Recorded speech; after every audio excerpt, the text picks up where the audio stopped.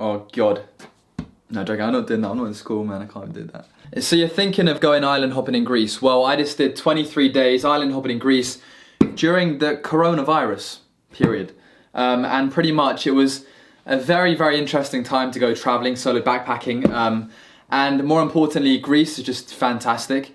So you're in the right place. And today I'm going to be taking you through all of the things that I wish I'd have known before I left. And I'm going to be showing you what I did and telling you about what I did. And honestly, you'll benefit a lot from watching this video before you go out and island hop in Greece, because, you know, as any young person probably does, I went there like, you know what, I'll just plan every day as it is and pretty much go with the flow. And that is what I did. And luckily, it worked out just about all right, probably because of the lack of bookings due to Corona. But basically, having some sort of idea of what you're doing and what to expect before you go out there will be a lot more efficient. And let me say, like, when I originally left to go to Greece, you was allowed to from the UK, and then when I came back, it was like, right, then you probably have to quarantine. So that was the situation. So I didn't go out there during the heat of it. Oh, and subscribe down below, of course. You want to see all these travel videos, these travel vlogs coming soon, and advice. And use the link in the description down below to get, I think it's 50 quid off your first Air BnB trip, because in Greece, if you're island hopping, Air BnB, having that will be very useful. So there's a link in the description down below for you guys to get a little bonus if you sign up using it. So, I mean, you may as well. Okay, so before I talk about where I flew into, let's firstly talk about, I went with one friend to start with, then another friend joined, so there was 3 of us for a bit, and then one of them left, so there's 2 of us, and then by the end of it, it was just me island hopping. We stayed in a mix of hostels and Airbnbs, because purely some islands are quite small and they don't really have hostels. They're more of like a staycation sort of place.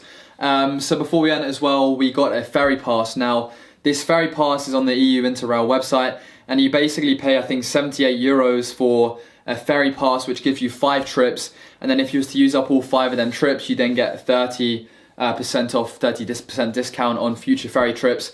And it only works for Blue Star Ferries and another ferry company.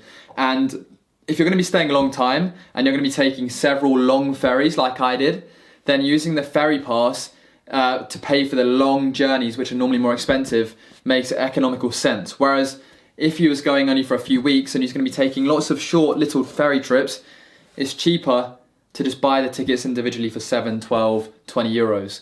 But if you're paying for like 40 quid every time, for 40 euros every time for a ferry, it's cheaper to get the pass. And if you do get the pass, make sure to only use it for the longer journeys, because then you make the most out of it. So yeah, that's the situation with the pass. We're going to get onto the ferry nightmare a bit later, because honestly, I went with the expectation to Greece that if you're island hopping, basically the ferries work like a train. You can go from here to here to here, no problem at all. When really that is literally 0% the case. But yeah, let's get on with my trip. So yeah, obviously we hadn't done much research. We just decided to fly to the cheapest place possible, which is in Crete. Heraklion, same thing. And basically, we stayed there for, I think, about 2 nights in Iraklio, the biggest place, I think, in Greece. And it was very much a localish place. A few nice, semi-nice beaches nearby, a nice, town, nice place to get food and drink. But really, I think the vibes weren't there for a sort of you're on vacation type of place. So what we did after 2 nights in Iraklio, while we was waiting for my other mate, we went after a recommendation from somebody in the hostel. We stayed in this semi-decent hostel. I think it was like 20 euros a night. We got a KTEL bus. The KTEL are the main bus people in Greece, for a few euros, all the way down to the south of Crete to a place called Matala. And that was stunning. That was really nice. So Matala had like some Roman caves, had great beaches, a few cliff diving spots, a few nearby nudist beaches that we did go to that. Yeah, we did.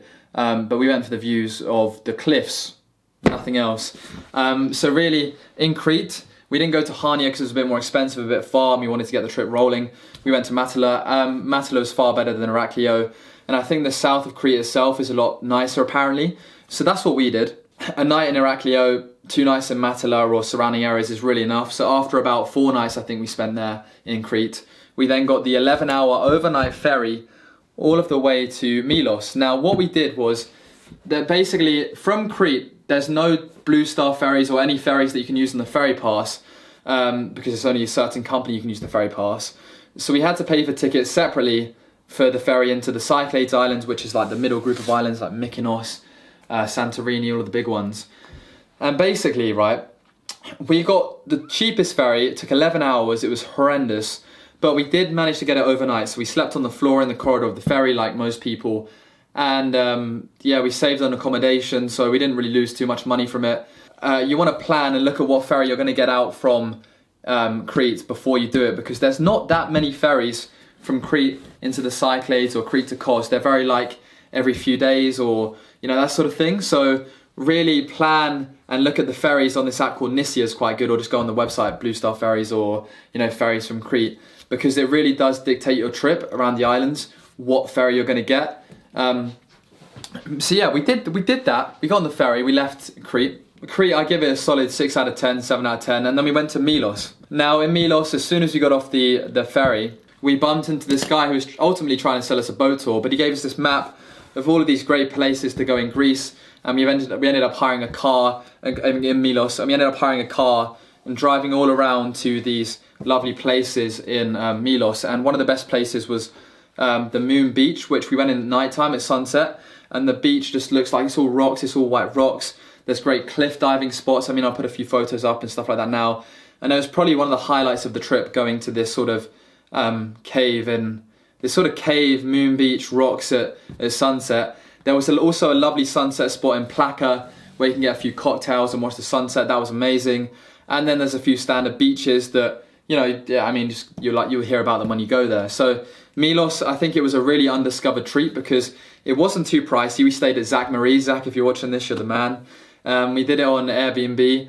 I don't really think there was that many hostels there, but I mean, there was 3 of us at this point, so it was very cheap to get an Airbnb. It wasn't too touristy and it wasn't too overpriced, but there was still a bit of life there, so it really was a nice balance. And I think Milos was definitely, out of all the 9 islands that I went to, one of my favourites. I've been island hopping, yeah, Mykonos to Zante, yeah, And also, let me just say, if you do want to use the, let's say, Ferry Pass, the EU Ferry Pass, you do have to go all the way to the ticket office, the official Blue Star ticket office, which is normally at the port, in order to get tickets, because when you go to Greece, there'll be several different ticket offices, but they're all like commission-based ticket sellers, and you have to find the official Blue Star ticket office for when you're going to get your ticket from your EU pass, your Interrail pass, FYI. And in Milos, 2-3 nights was honestly enough. We spent 2, and we really did kind of action pack everything into them 2 days, especially with the car. I'd recommend getting a car and just whizzing around. Honestly, a lot of fun, and it makes you get more out of the day. And we also went to some like Little Venice, I think it was, place in the morning there. Great again. But yeah, moving on from Milos, we then wanted to go to Mykonos. But to get to Mykonos on the days we wanted to, or I don't even think there was a direct ferry from Milos to Mykonos. So what we had to do, we had to get the ferry from Milos, go to Syros, the capital of the Cyclades. These are now, we're all in the Cyclades, the middle collection of islands, the most touristy ones. And in Syros, we had to get the ferry from Milos to Syros, stay over there for a night, and then wake up and get the ferry from Syros to Mykonos. And originally I didn't realise that if you was doing a trip like this, you'd have to go from like here to here to here. I thought you could just go from here to here. So yeah, essentially we had to do that. We stayed in Syros. I mean, it was great to see the court where Harry Maguire was trialled, probably the highlights of it. I think there's a few nice churches and stuff like that. We didn't really have too much time to go and explore them. But we, again, Airbnb'd a very nice mini apartment for like 30 euros for the night. It was like a full-on apartment. And it's not really too much of a touristy place, a nice square, very locally. And then we just left the next day, perfect amount of time in Syros, I reckon.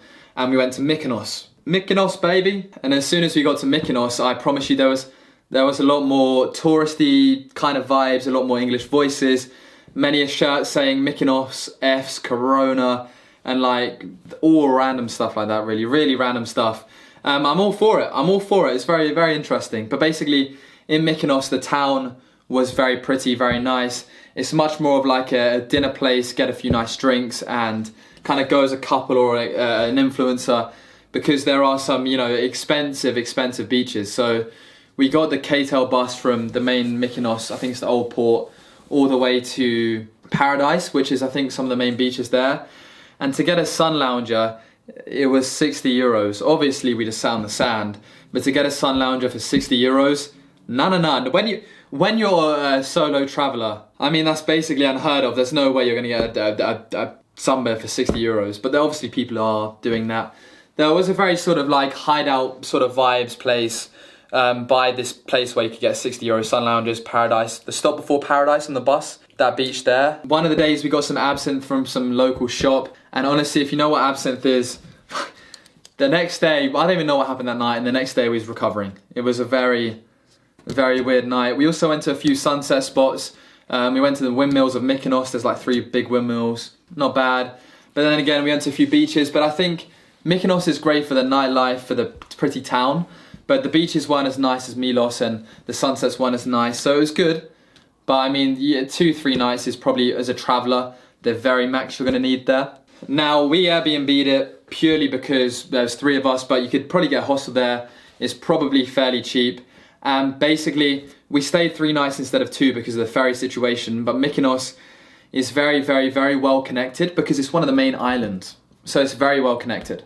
Now, next up, we got the ferry to Santorini. So basically, Santorini, it's just I don't know, it's just like one of them buzzy places that you go there and you're like, damn, like this is it. This is true Greek island living for like a few days, and then you realize you've got no money left, basically.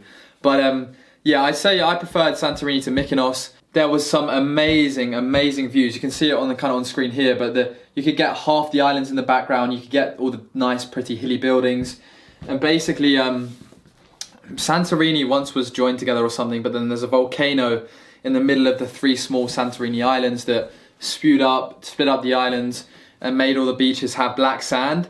So basically, if you go to the black, white, or red beach, it's the reason why they're red and white is because of the cliffs, but they all have black sand and. Yeah, because of volcano. They're fairly standard beaches, fairly nice. There's obviously the main town, I think, for Santorini where you get views like this, which was, I think I preferred that. But equally, there's a part in South Santorini, a bit more low-key, but they've got like this beach bar, which is amazing, and you know, it's worth doing both of them, I'd say. So in Santorini, a recommendation of my friend, we stayed in Ferry Backpackers for like €17 a night, and in the south we stayed somewhere else, I can't remember where. You do have to get a coach from the ferry port to the main place because it's impossible to walk up the hills. And we did this hike, thanks to my friend Dan, around basically the whole of the outside of the island. Yeah, so we did this hike in Santorini, which basically took us all the way from the main town, all the way around the left side of the town, on the outskirts, looking over at the volcano, all the way around to the castle Byzine ruins. Which is the perfect spot for sunset. It took us about 5 hours because we did a different detour hike off to this like little formation rock, which is overlooking something you have to climb up. It was pretty cool but dangerous. So it took us a long time. Great day trip, definitely worth it. Take water, take a speaker. There's no shade on the way, so it does get very tiring. And Santorini, just in the day, looking at the town is great. It is quite expensive, especially for food. But you know, you can go and get buses from the main bus station to the port to different parts of the island, and it's a very pretty nighttime spot. But there's something about Santorini that it just had a buzz. It's hard to explain, but it just had that sort of like buzz. And even when I went during Corona, they said that there's normally about 110,000 people here, and when I went, it still looked fairly busy, and there was just 7,000 people. It must get rammed in normal time. Then from Santorini, we got the ferry to me and now 2 of us again. From Santorini, we got the ferry to Chios. And depending on if I used the pass or bought a ticket, it literally just depended on if it was under €15, I'd kind of buy a ticket. If it wasn't, then I'd use the pass. And essentially, or maybe even €20, but essentially Chios is known for the party island. And obviously when we got there, it wasn't really popping off. We went there towards the end of September. It's becoming a bit off-season, especially in this Corona time. So we stayed for very cheap, I think about €14 a night in Far Out Beach Club, right by the beach. Bit far out of town, but it's walkable. And it was just amazing sort of to be beachfront, amazing pool, amazing sun lounges, sunbeds, very much in season, a great place to be. Obviously everything's a lot more expensive in season and non-Corona. But I definitely recommend staying there during the day because there's so much more to do. Whereas if you stay in town in, I think it's Franco's or something, it's probably good at night time because you're closer to the town, but I think there's not too much to do during the day because the town is fairly just standard, especially after going to Santorini. But yeah, once again, great pubs around, the Irish pub, some nice food. One of the best things we did in Chios was get a quad bike around the whole island, all the way up to Homer's tomb. Saw the guy who wrote Odyssey and something else. Saw his tomb. We got a map. Somebody circled all the good spots for us, the quad bike people, and we quad biked all around there for, I think it was like 25 euros for a quad bike, and then 8 euros petrol. And that was just amazing. It's a long day. Oh, there's another great beach somewhere on the island that they'll circle for you if you ask, and that was definitely worth it. So then from Ios, we had like again, every place we're going, we're having like 2-3 days there, because that's all you need. Especially if you're trying to get a lot done within a month, because I think once you get past 4 weeks, 3 weeks in Greece, you're kind of done with it, let's say, especially the islands. But after Ios, we then got a ferry back to Santorini because of the way ferries work and the timetables and the layovers. And we had a night in Santorini, and then from Santorini we went from the next day to Athens. So we got the big ferry up there. Obviously use a ferry pass for that one, otherwise it would cost 50 euros. And then in Athens, Athens is a much more touristy place. We went to the Acropolis, went to some other temple, had a look around the town, had some food. And then I started the solo adventure of my travels, where basically I got the ferry from Athens to Hydra. Now in Hydra, there's no cars, just donkey. In Athens you can stay at like loads of places. My favorite probably was Safe Stay. I stayed in Athens Hawks, it was quite an interesting area. There was no girls. I think it's mainly like people from the refugee sort of areas or countries. I think somebody was explaining it to me, but like it's like, oh, white guy, like, oh, my brother, and spudding me and like, that sort of attention. I don't mind it. I felt fairly safe, but I think if I was a girl on my own, I think it's kind of a known thing that you wouldn't want to go to that area, Ammonia. Everyone's like, brother, you want weed? I'm brother, no. And then, yeah, so we ended up, I made some friends, left them, then came back to them second time in Athens, stayed in Safe Stay. But I went to Hydra. Hydra is amazing, very expensive. Did some great hikes there, up to the top of Hydra, up to this temple, up to this sort of like religious enclosure. Some old, potentially lady in all black, she could have been 100 bless, invited us into the compound, very luckily.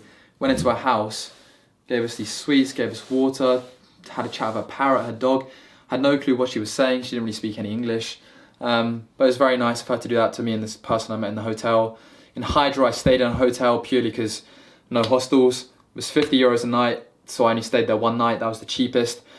Then I got the ferry from Hydra to Poros. Poros was decent. I was too tired by this point to explore. Had some food, woke up, went back to Athens and flew home. So, in and amongst that trip rundown, you've basically heard my advice, some things to do, and what to expect. And I feel like if I'd have just sat down and listened to a video like this before I left, it would have made so much more sense when everything started to unfold when I left to go to Greece.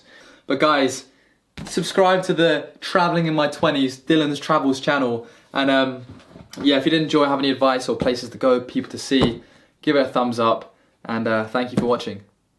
'Cause I'm a night rider, yeah.